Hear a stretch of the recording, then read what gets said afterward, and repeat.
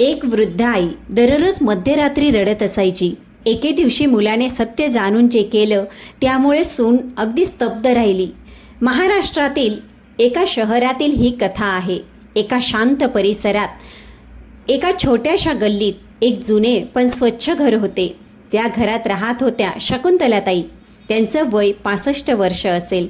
चेहरा सुरकुत्यांनी भरलेला होता, पण डोळ्यांमध्ये अजूनही माया स्पष्ट दिसत होती. त्यांच्या आयुष्याचा एकच आधार होता, त्यांचा मुलगा राकेश.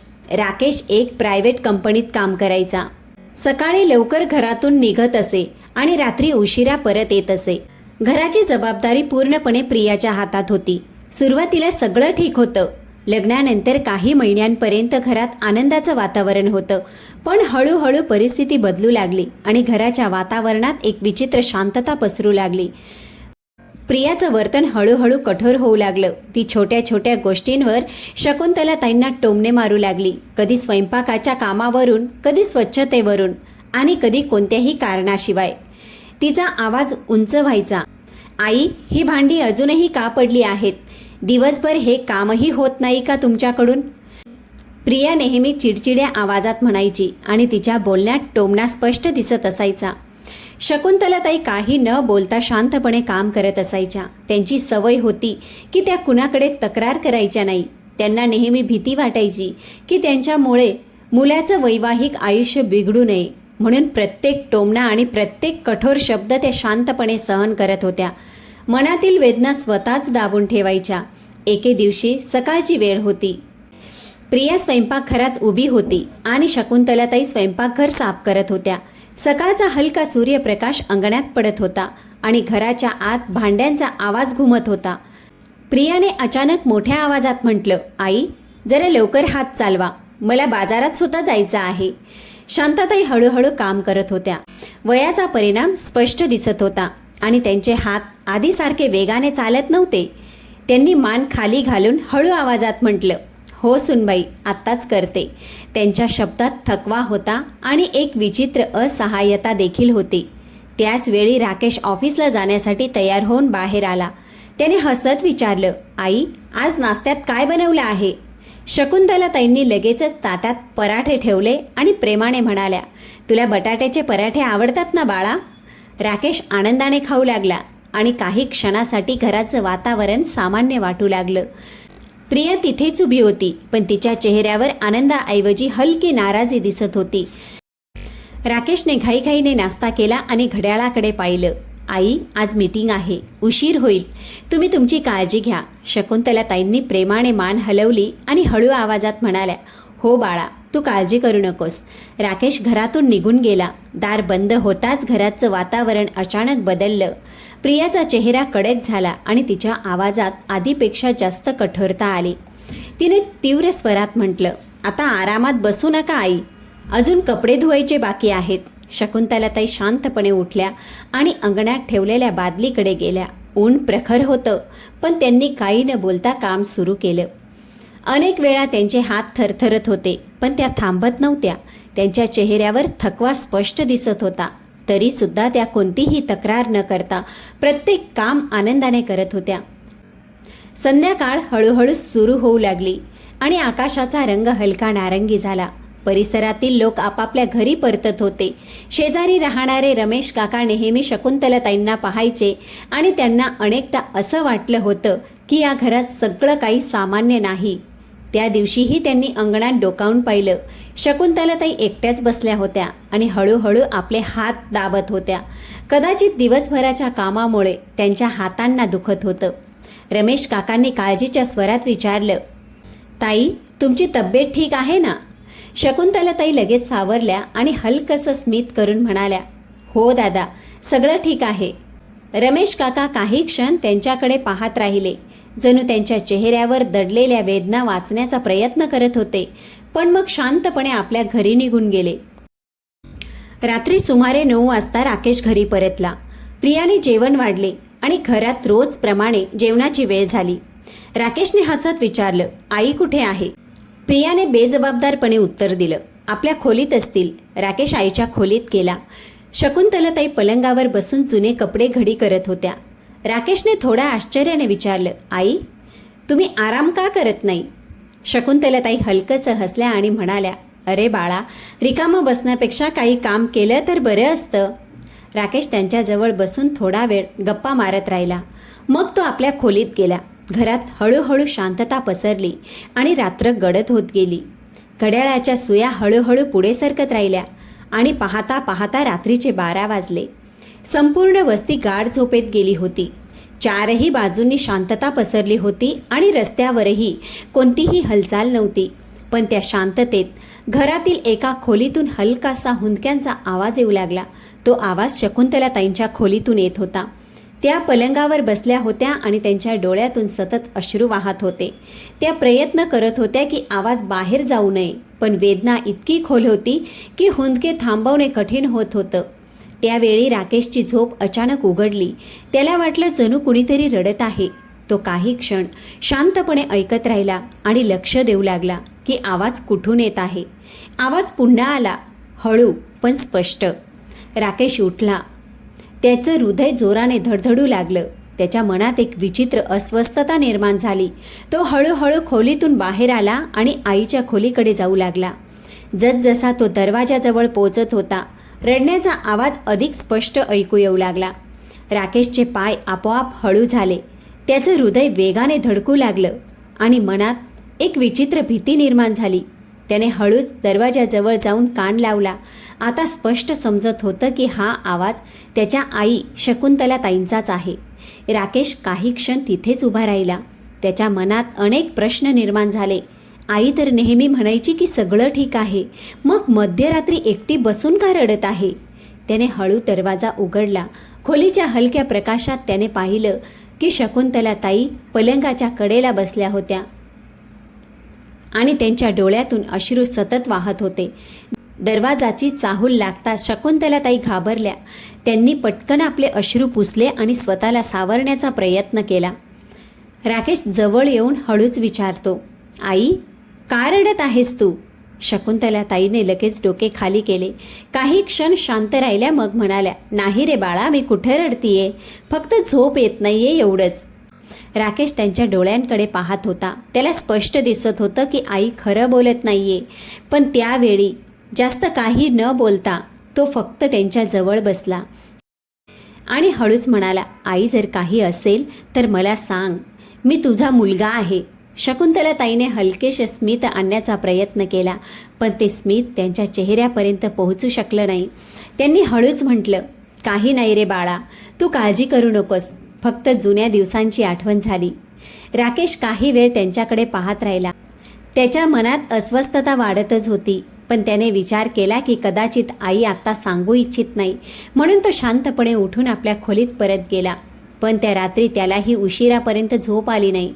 पुढच्या सकाळी पुन्हा तोच रोजचा क्रम सुरू झाला. राकेश लवकर ऑफिससाठी तयार झाला. शकुंतलाताई स्वयंपाकघरात होत्या आणि प्रिया देखील तिथेच उभी होती. राकेशने घाईघाईने नाश्ता केला आणि नेहमीप्रमाणे आईला म्हणाला, आई, स्वतःची काळजी घे.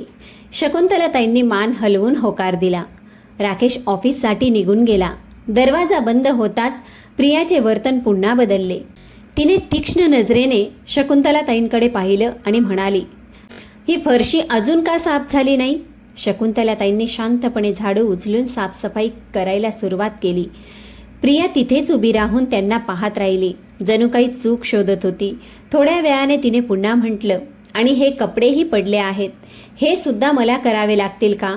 शकुंतलाताईंनी हळूच म्हटलं, आत्ताच करते सुनबाई.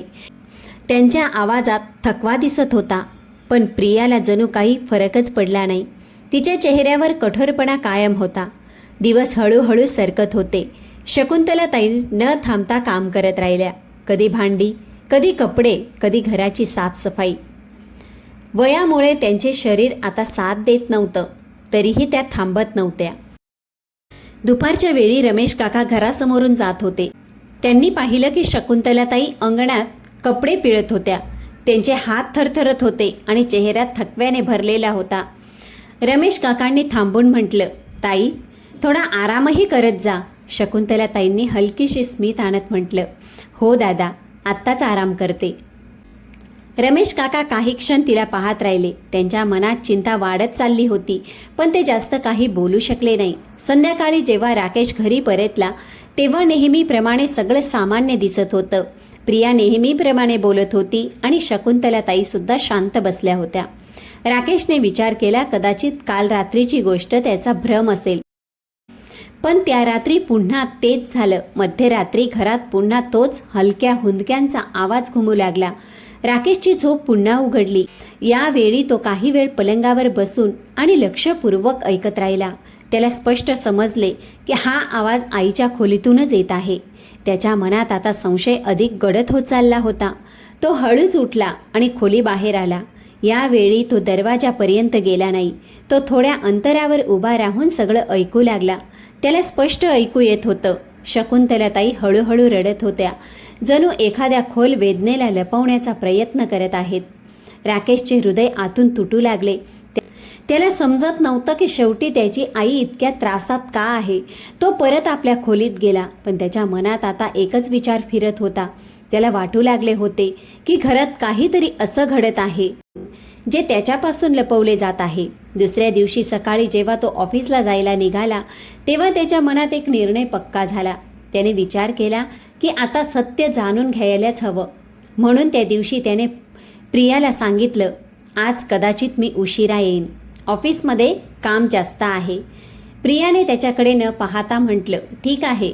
राकेश घरातून निघाला, पण त्याचा हेतू काही वेगळा होता. तो थेट ऑफिसला गेला नाही. त्याने ठरवले होते की आज तो अचानक घरी परतेल आणि त्याच्या अनुपस्थितीत घरात काय घडत आहे. दुपारी सुमारे 2 वाजता राकेश शांतपणे घर असलेल्या गल्लीमध्ये पोहोचला. तो हळूहळू आपल्या घराकडे जात होता. त्याच्या हृदयाची धडधड वेगाने वाढत होती. जसेच तो दरवाजासमोर पोहोचला, आतून प्रियाचा मोठा आवाज ऐकू आला. राकेश तिथेच थांबला. त्याचे पाय जणू जमिनीत खिळले. त्याने हळूच दरवाजाजवळ उभं राहून आतल्या आवाजाकडे लक्ष देणं सुरू केलं. प्रिया रागात बोलत होती आणि तिचा आवाज संपूर्ण घरात घुमत होता. आई, मी तुम्हाला किती वेळा सांगितलं आहे की माझ्यासमोर हे रडण्याचं नाटक करायचं नाही. जर तुमच्याकडून काम होत नसेल तर स्पष्ट सांगा. प्रियाच्या आवाजात राग आणि टोमणा स्पष्ट दिसत होता. राकेशला स्वतःच्या पत्नीचा हा आवाज ऐकून विश्वास बसत नव्हता. आता शकुंतलाताई शांत उभ्या होत्या. त्यांचे हात थरथरत होते आणि डोळ्यात अश्रू भरले होते. त्यांनी हळूच म्हटलं, सुनबाई, मी प्रयत्न तर करते, पण आता शरीर पूर्वीसारखं राहिले नाही. तिचा आवाज इतका मंद होता की जणू प्रत्येक शब्द तिच्या हृदयातून बाहेर येत होता. प्रियाने लगेच तिरस्काराने म्हटलं, मग बसा ना आरामात, पण किमान माझ्यासमोर अश्रू तरी ढाळू नका. दिवसभर काही काम नीट होत नाही आणि वरून रडायला सुरुवात करतात. असे म्हणत तिने चिडून भांडी सिंकमध्ये आपटली. दरवाजाबाहेर उभा असलेला राकेश सगळं ऐकत होता. त्याच्या चेहऱ्याचा रंग बदलला. त्याला समजायला लागलं की त्याची आई मध्यरात्री का रडते. त्याला आठवू लागलं की कित्येक महिन्यापासून त्याची आई आधीपेक्षा जास्त शांत राहू लागली होती. आता शकुंतलाताईने हळूच डोके खाली घातले. त्यांनी काहीच उत्तर दिलं नाही. कदाचित त्यांना भीती होती की त्यांनी काही बोललं तर गोष्ट आणखी वाढत जाईल. त्या शांतपणे झाडू उचलून पुन्हा मजला साफ करू लागल्या. प्रिया अजूनही रागात बोलत होती. आणि हो, जेव्हा राकेश घरी येईल तेव्हा हा सगळा दुःखी चेहरा करू नका. त्याला वाटतं की तुम्ही खूप काम करता. खरं तर सगळं काम मलाच करावं लागतं. तिच्या शब्दात खोटेपणा आणि कठोरता दोन्ही स्पष्ट दिसत होते. हे ऐकून राकेशचे हात आपोआप मुठीत बदलले. त्याच्या डोळ्यात राग भरून गेला, पण तो अजूनही शांत उभा राहिला. तो पूर्ण सत्य पाहू इच्छित होता. काही वेळानंतर प्रिया तिच्या खोलीत गेली. घरात अचानक शांतता पसरली. शकुंतलाताई तिथेच अंगणात उभी राहिली. तिचे हात हळूहळू थरथर कापत होते आणि डोळ्यात अश्रू पुन्हा वाहू लागले. तिने पटकन आपले अश्रू पुसले. जणू कोणी पाहिलं तर त्रास वाढेल. मग ती हळूहळू अंगणाच्या कोपऱ्यात ठेवलेल्या खुर्चीवर बसली. तिच्या चेहऱ्यावर वेदना स्पष्ट दिसत होती. दरवाजा बाहेर उभा असलेला राकेश हे सगळं पाहत होता. त्याच्या डोळ्यातही पाणी आलं. त्याला विश्वास बसत नव्हता की त्याची आई इतक्या दिवसापासून हे सगळं सहन करत होती आणि त्याला हे कधी जाणवलंही नाही. त्याला स्वतःचं बोलणं आठवायला लागलं, जेव्हा तो आईला विचारायचा, आई सगळं ठीक आहे ना? आणि प्रत्येक वेळी आई हसून म्हणायची, हो बाळा, सगळं ठीक आहे. राकेशचं मन आतून तुटायला लागलं.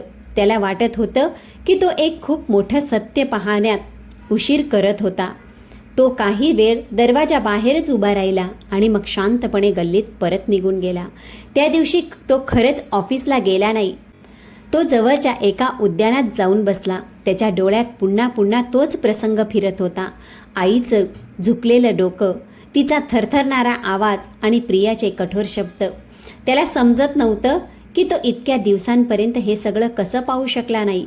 कदाचित तो आपल्या नोकरीत आणि आयुष्यात इतका गुंतला होता की त्याला आईच्या शांततेत लपलेलं दुःख कधी दिसलंच नाही. संध्याकाळ होऊ लागली. आकाश हळूहळू अंधारायला लागलं. राकेशने खोल श्वास घेतला आणि उठून घराकडे निघाला. आता त्याच्या मनात एक विचार होता. त्याने आपल्या आईसाठी काहीतरी करायला हवं. जेव्हा तो घरी पोहोचला तेव्हा सगळं सामान्य दिसत होतं. प्रिया किचनमध्ये होती. शकुंतलाताई आपल्या खोलीत बसल्या होत्या. जणू दिवसभरात काहीच घडलं नव्हतं. राकेश सरळ आईच्या खोलीत गेला. शकुंतलाताई त्याला पाहून हलकसं हसल्या. आल्यास बाळा?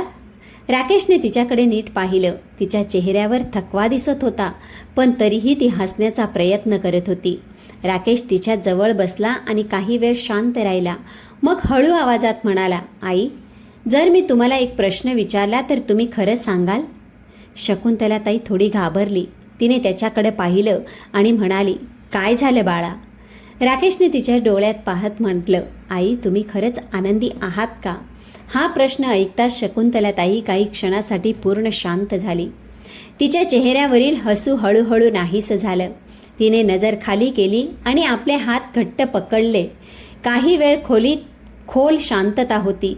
मग तिने हळूच म्हटलं, बाळा, प्रत्येक घरात थोडाफार गोष्टी असतातच. राकेशला समजलं की आई पुन्हा सत्य लपवत आहे, पण यावेळी तो शांत बसणार नव्हता. त्याने हळूच तिचा हात धरला आणि म्हणाला, आई, आता तुम्हाला काही लपवायची गरज नाही. शकुंतलाताईंच्या डोळ्यात अश्रू आले. तिने पहिल्यांदा आपल्या मुलाकडे अशा नजरेनं पाहिलं जणू अनेक वर्षापासून दाबलेलं दुःख बाहेर येण्यास तयार होतं. पण त्याच वेळी बाहेरून प्रियाचा आवाज आला, राकेश, जेवण तयार आहे. शकुंतलाताई लगेचच सावरली. तिने पटकन आपले अश्रू पुसले आणि सामान्य होण्याचा प्रयत्न केला. राकेशने हे सगळं पाहिलं, पण यावेळी त्याच्या मनात एक निर्णय तयार होता. त्याने मनातच ठरवलं होतं की आता तो आपल्या आईला या वेदनेत आणखी राहू देणार नाही.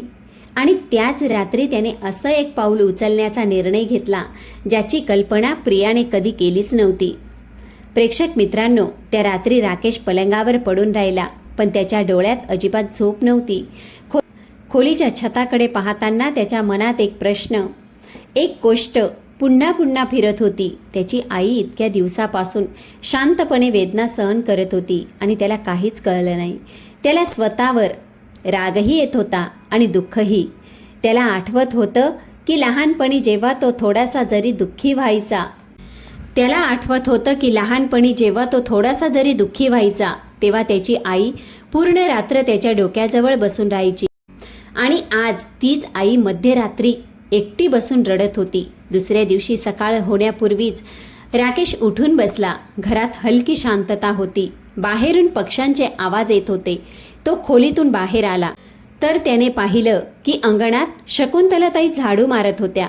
त्यांची कंबर वाकलेली होती आणि त्यांचे हात थरथरत होते. प्रत्येक वेळी झाडू मारताना असं वाटत होतं जणू त्यांच्या शरीरात आता ताकदच उरलेली नाही. राकेश काही वेळ तिथेच उभा राहिला. त्यांना पाहत राहिला. त्याच्या मनात एक विचित्र वेदना उमटली. त्याला वाटलं जणू प्रत्येक झाडूसोबत त्याची आई तिचं दुःखही जमिनीवर दाबण्याचा प्रयत्न करत आहे. तो हळूच पुढे गेला आणि झाडू त्यांच्या हातातून घेऊन एका बाजूला ठेवला. आई, आता तुम्हाला हे सगळं करायची गरज नाही, त्याने शांत आवाजात म्हटलं. शकुंतलाताई थोड्या दचकल्या. त्यांनी हलकी स्मित करून म्हटलं, अरे बाळा, राहू दे, थोडंसं काम केल्याने काय फरक पडतो? पण यावेळी राकेशने ठाम आवाजात म्हटलं, फरक पडतो आई, खूप फरक पडतो. शकुंतलाताई त्याच्या चेहऱ्याकडे लक्षपूर्वक पाहू लागल्या. त्यांना जाणवलं की आज त्यांच्या मुलाच्या मनात काहीतरी खोल चालू आहे. थोड्या वेळाने प्रिया किचनमधून बाहेर आली. तिने पाहिलं की राकेश अंगणात उभा आहे आणि शकुंतलाताई शांतपणे खुर्चीवर बसल्या आहेत. काय झालं? प्रियाने सामान्य आवाजात विचारलं. राकेशने तिच्याकडे पाहिलं आणि म्हटलं, मला तुझ्याशी बोलायचं आहे. प्रियाने खांदे उडवत म्हटलं, बोला. राकेशने शांत पण गंभीर स्वरात म्हटलं, खोलीत चल. दोघे खोलीत गेले. दरवाजा बंद होताच खोलीत एक विचित्र शांतता पसरली. प्रियाला थोडं अस्वस्थ वाटू लागलं. आता सांगा ना काय आहे, तिने म्हटलं. राकेशने तिच्या डोळ्यात पाहत हळूच म्हटलं, मला सगळं कळलं आहे. प्रिया एका क्षणासाठी शांत राहिली. काय कळलं? तिने थोडी घाबरून विचारलं. राकेशने शांत आवाजात सांगितलं, तू माझ्या आईसोबत कसा व्यवहार करतेस हे सगळं मी माझ्या डोळ्यांनी पाहिलं आहे. हे ऐकताच प्रियाचा चेहरा बदलला, पण पुढच्या क्षणी तिने स्वतःला सावरलं. तर तुम्ही पाहिलंच, तिने थोड्या कोरड्या आवाजात म्हटलं. पण यात एवढी मोठी गोष्ट काय आहे? हे ऐकून राकेशला धक्का बसला. तुला खरंच वाटतं की यात काही मोठी गोष्ट नाही? त्याने विचारलं. प्रिया आता थोडी चिडून म्हणाली, बघा राकेश, प्रत्येक घरात थोडेफार भांडणं होतच असतात. तुम्ही याला इतका मोठा प्रश्न बनवू नका. राकेशने हळूच डोकं हलवलं. भांडण तेव्हा होतात जेव्हा दोघे समान असतात, त्याने म्हटलं. पण इथे एक वृद्ध आई आहे जी शांतपणे सगळं सहन करत राहिली. प्रिया अजूनही चिडून म्हणाली, जर त्यांना इतकंच दुःख आहे तर वेगळं राहू देत. मला सतत त्यांची सेवा करायचा छंद नाही. हे ऐकताच राकेशच्या डोळ्यात वेदनेसह कठोरताही आली. आता त्याला पूर्णपणे समजलं होतं की प्रियाला तिच्या चुकीची अजिबात जाणीव नाही. त्याने खोल श्वास घेतला आणि शांत पण अत्यंत स्पष्ट आवाजात म्हटलं, जर तुला माझ्या आईसोबत राहणं ओझं वाटत असेल तर मग कदाचित तुला माझ्यासोबतही राहायला नको. पूजा लगेचच दचकली. काय म्हणालात? तिने मोठ्या आवाजात विचारलं. राकेशने आवाज न वाढवता म्हटलं, याचा अर्थ स्पष्ट आहे. आता आपला संबंध इथंच संपला. प्रियाला जणू विश्वासच बसत नाही. तू वेडा झाला आहेस का? ती म्हणाली. राकेशने शांत आवाजात म्हटलं, नाही, आज पहिल्यांदाच मी पूर्णपणे शुद्धीवर आलो आहे. प्रिया आता रागाने म्हणत होती, तर तुम्ही एका वृद्ध बाईसाठी आपलं घर मोडाल? हे ऐकून राकेशचं मन आतून हादरलं. पण यावेळी त्याने आपल्या भावनांवर नियंत्रण ठेवलं. ती एक म्हातारी बाई नाही, त्याने हळू पण ठाम आवाजात म्हटलं. ती माझी आई आहे, जिने मला इतकं सक्षम केलं की आज मी उभा राहून तुमच्या समोर बोलू शकतो. खोलीत गाढ शांतता पसरली. काही क्षणांनी प्रियाच्या चेहऱ्यावर घाबरटपणा दिसू लागला. राकेश, इतकी मोठी गोष्ट करू नका, तिने सौम्य आवाजात म्हटलं. जर माझ्याकडून चूक झाली असेल तर मी माफी मागते. राकेशने तिच्याकडे पाहिलं, पण त्याच्या डोळ्यात आता विश्वास नव्हता. माफी मनापासून निघते प्रिया, त्याने म्हटलं, आणि तुला अजूनही तुझी चूक समजत नाहीये.